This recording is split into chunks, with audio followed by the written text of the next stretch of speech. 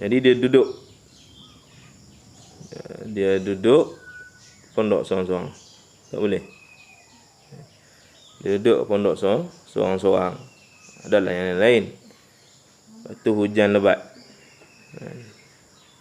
Dia hujan lebat.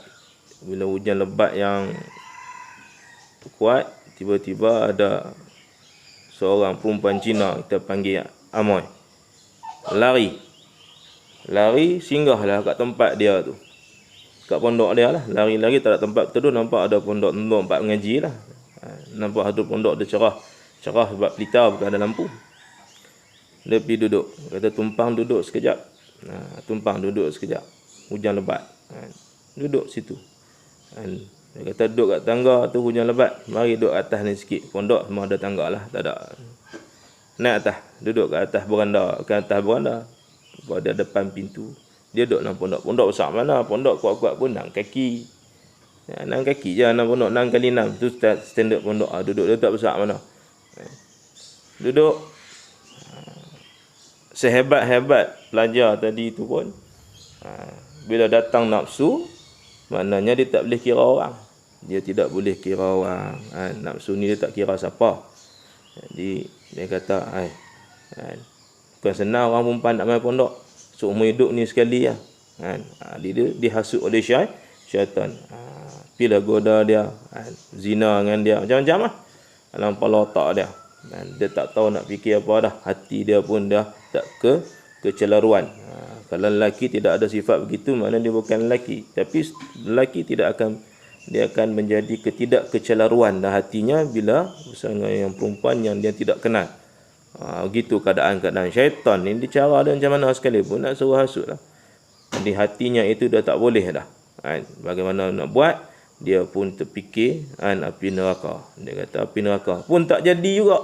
Fikir api neraka pun tak jadi juga. Macam mana ni fikir dah api neraka tapi tak jadi juga. Nafsu duk kuat juga. Syahwat dah ada juga. Sekali dia nampak lilin pelita ayam tu. Dia tak guna lilin, dia guna pelita ayam. Dia buka pelita ayam tu. Dia kata lagu ni lah, kata kalau hang nak zina ke, hang nak buat benda jahat ke, lah ni fikir neraka pun tak jadi ni. Lah ni kita tengok neraka dunia macam mana. Dia ambil pelita tadi tu, dia bakar tangan jari-jari dia satu persatu. Dia bakar jari ibu meletup, hancur. Jerit dia bakar jari tunjuk meletup, hancur. Mana bakar tu dia pecah lah. Habis ke 5 jari tadi tu, pecah. Dia tengok si Amoy tadi, si Amoy tu pun pesan. Dia pun mengelupur kat situ. Dia kata mengelupur ni mana sakit sangat-sangat lah. Kata kalau yang ni pun hang dapat nak tahan, macam mana hang nak tahan api neraka. Ini orang yang jahadah. Ada orang buat macam tu. Jadi kita tak jumpa lah. Ini kehebatan Allah berikan kepadanya.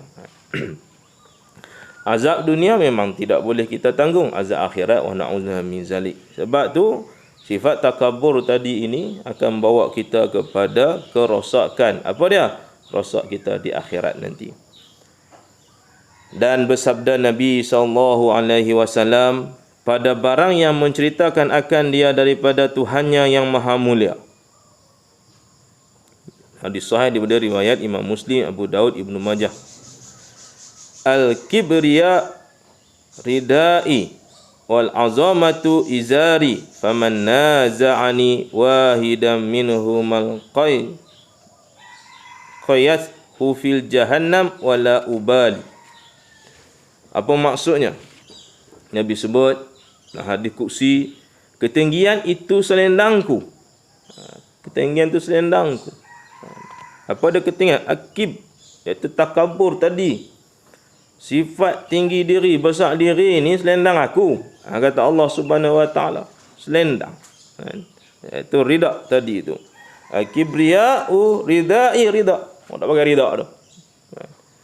Bukan kata Allah pakai gitu. Nak bagi makna, maksud, analogi kepada kita. Tu pakaian aku. Tu rida aku. Dan kebesaran itu kainku. Kebesaran itu kainku. Maka barang siapa mencabut dan merebut, ia akan daku akan satu daripada keduanya, dan saja aku campak akan dia ke dalam api neraka jahanam. Itu ya Allah kata. Bukan kata Allah ada rida nah, bukan Allah tu ada kain, tidak. Allah nak bagi kefahaman, analogi kepada kita. Satu lafaz nak bagi kata, tu pakaian aku. Siapa yang duk ambil, aku campaklah api neraka. Macam tu. Macam kita lah raja. Raja. Ni aku punya rida. Siapa-siapa yang sentuh rida aku ni, aku hukum dia. Pancung sampai mati. Tu dunia manusia. Kan buat apa pun. Jadi ada siapa pun ni pergi sentuh tak? Taubat siapa tak ni sentuh. Anak dia pun tak ni sentuh. Siapa pun tak ni sentuh. Masuk pun tak ni. Siapa sentuh memang naya. Gitulah. Allah lagilah maha hebat. Allah nak bagi gambaran kepada kita. Ni pakaian aku, jangan siapa ambil. Siapa kalau ambil ini, maka dia akan dicampak dalam api neraka. Wa na'udzubillah min zalik. Itu kita kena hati-hati.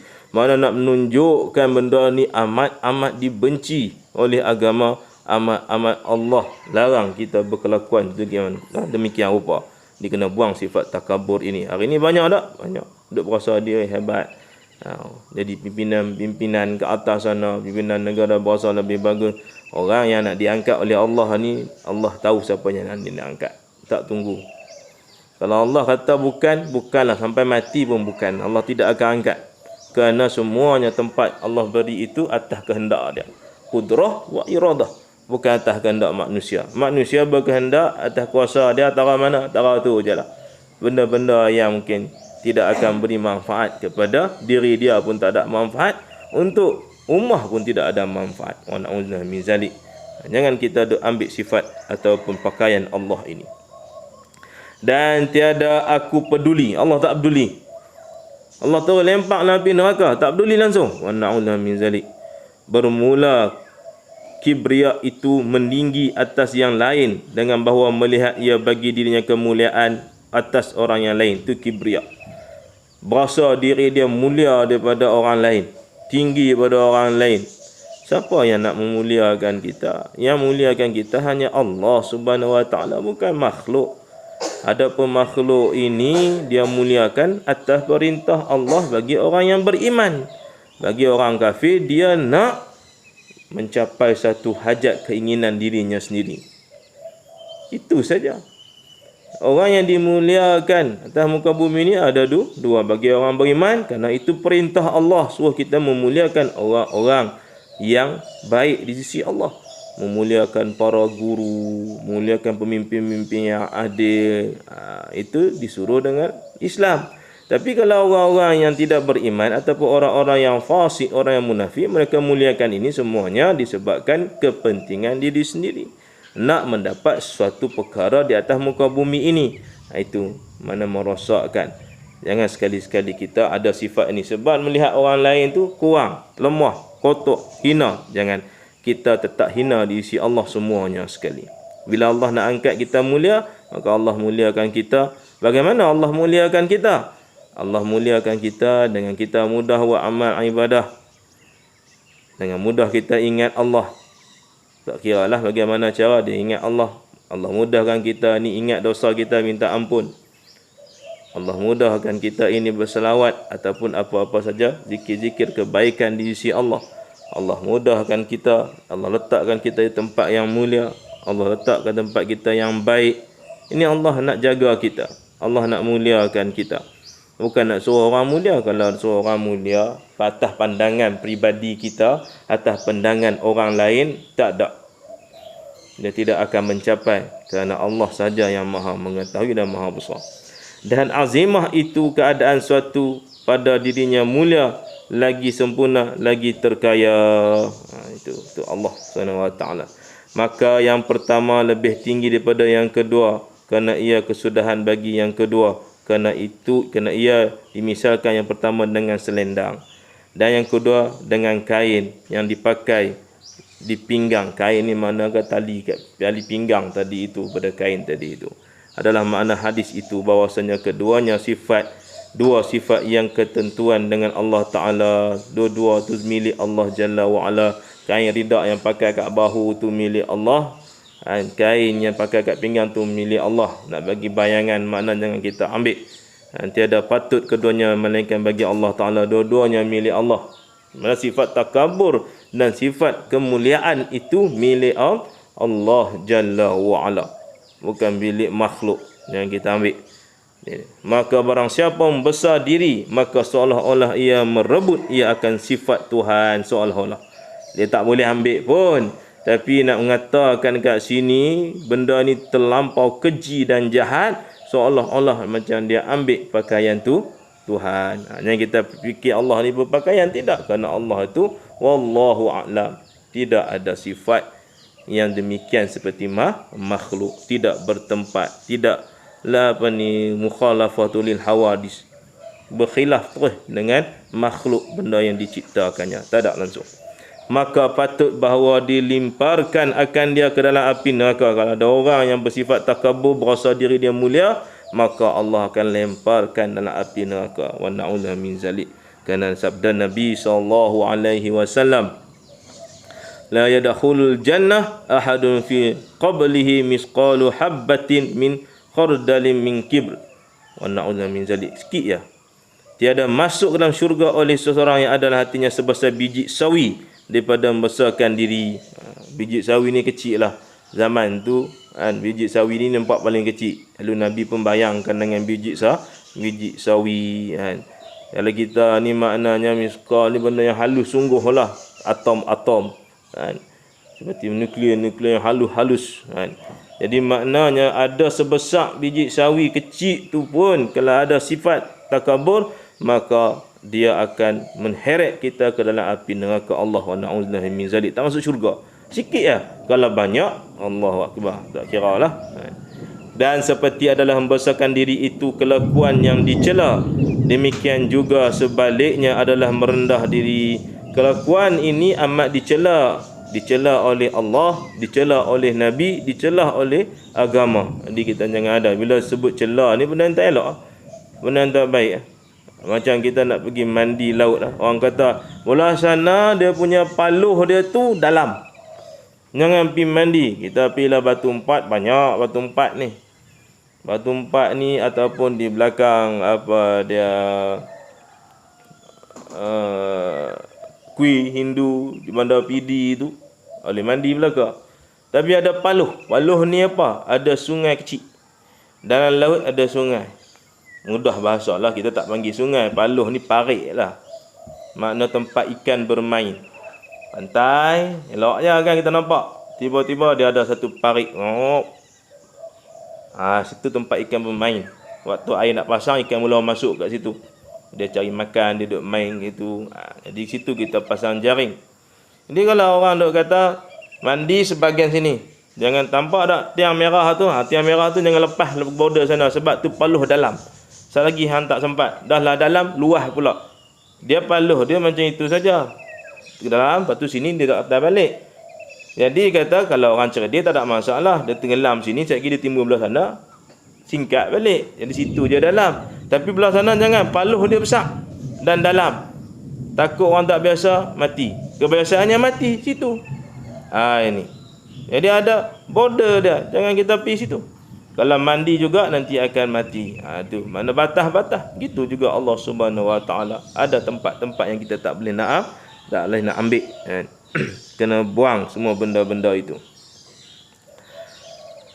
Itu benda yang paling celaka kepada hati dan pada manusia. Dan lawan bagi besar diri ini, takabur ini, lawannya adalah merendah diri. Itu lawan dia. Kita kena rendah diri. Merendah diri ini jangan sampai rendah hingga menghina diri. Itu tak boleh. Merendah diri ini mana kita tak menghina diri kita dan kita tak menghina diri orang lain. Itu baru kena. Itu tak boleh. Kita menghina orang lain dan menghina diri kita sendiri sampai terhina. Wa na'udzu min zalik. Adalah merendah diri itu kelakuan yang dipuji oleh syarak, kita rendah diri. Itulah yang dipuji oleh syarak. Tapi dengan orang takabur kita tak boleh rendah diri. Kita kena takabur juga. Bukan takabur ni mana nak nunjuk kita jadi sifat macam dia. Tidak. Kata Imam Ghazali, kalau dia duk cerita, hebat pompang-pompang gitu gini dia, kita pun cakap aku pun sama juga hebat. Supaya apa? Supaya kita niat kita nak jatuhkan, kata Imam Ghazali dalam Ihya Ulumuddin, nak jatuhkan ketakburan dalam diri dia. Dia dah sibuk sangat sembang, kita nak jatuhkan. Itu. Bukan kita nak sembang untuk orang lain, nak jatuhkan dia. Kerana sabda Rasulullah sallallahu alaihi wasallam, "Ma zadallahu 'abdan bi'afwin illa 'izzan wa ma tawadha'a ahadu lillahi illa rafa'allah." Rafa'allah. Tiada menambah oleh Allah akan hamba dengan sebab memaafkan kesalahan orang lain, melainkan akan kemuliaan. Kita ni rendah diri ni rajin duk maafkan kesalahan orang lain, antaranya Allah tidak akan rebahkan kita, Allah tidak akan jatuhkan kita dengan kecelakaan. Bahkan orang yang duk maafkan orang lain, orang yang sentiasa memberi kemaafan kepada orang lain, Allah akan menambah kemuliaannya. Tidak dapat tidak, Allah menambah kemuliaan seseorang yang rajin memaafkan orang lain. Sebab tu sebelum tidur kita maafkan semua dosa-dosa orang.